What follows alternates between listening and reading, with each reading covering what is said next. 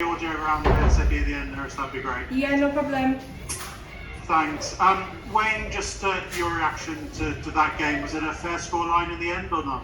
It was a disappointing scoreline in the end. I think, getting the try, getting back to 28-16, I think with about 18 to go, it was really important that we took the kick off and exited well, and we gave away what you describe as a very silly penalty.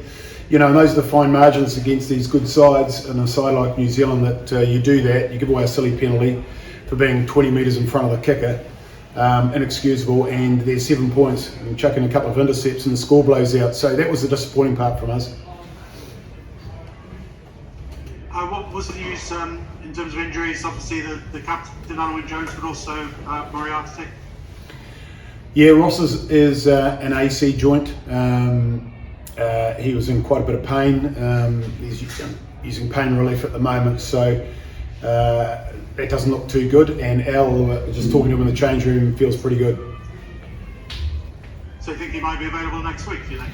Well, we'll get a scan as a precaution, but he's not in any discomfort. But obviously at the time, with the previous sort of episodes he's had, I guess, he couldn't play on at the time. But he is feeling a lot better, so that's a plus. New Zealand obviously stretched out towards the end, but were there encouragement in some of the performances earlier in the match? Tony Basham, Donny McNichol, Aaron Wainwright maybe?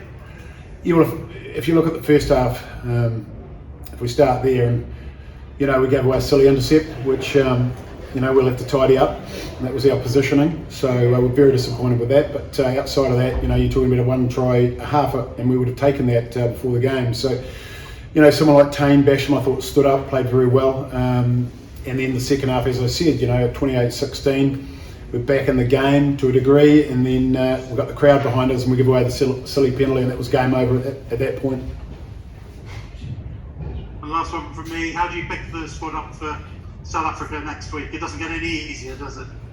No, we talked about the squad that we had for this game, that we had 2 weeks to focus on this match.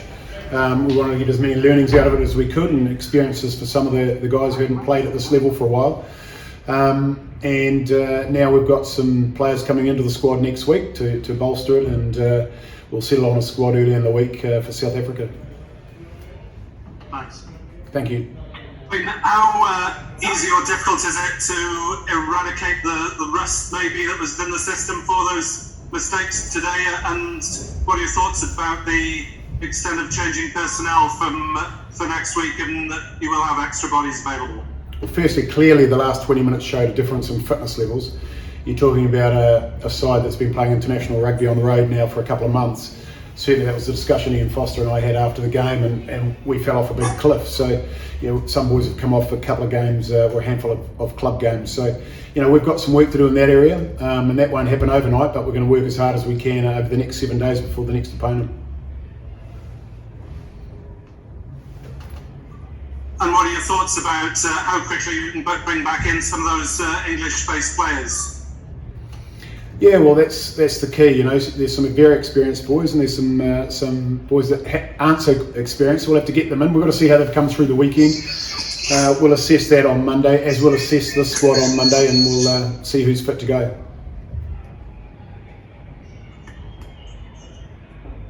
Hi, Wayne. Will here. Just to check on Alun Wyn.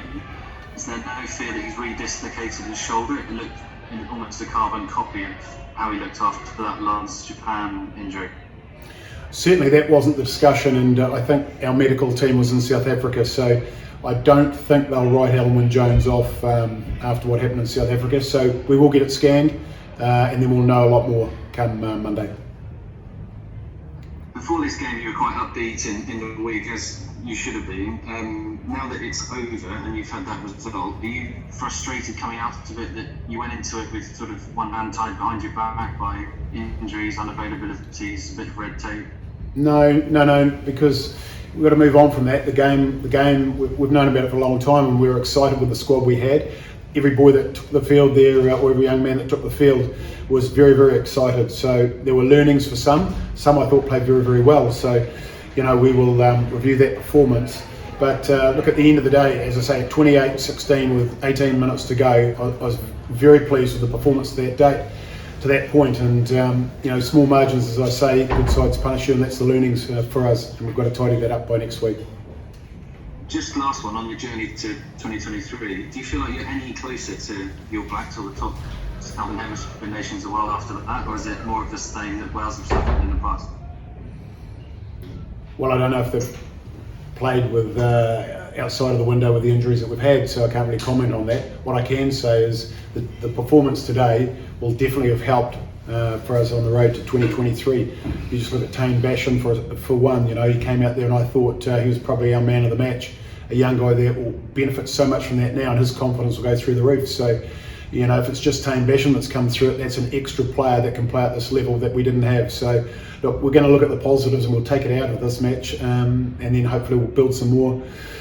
We'll build on that performance for next week. Clearly, we need to. Hi Wayne, Beth here. Just a word on the occasion today. It's been 20 months since the last capacity crowd. How did it feel driving in and being in front of the Capacity Stadium today? Yeah, the drive-in was exceptional.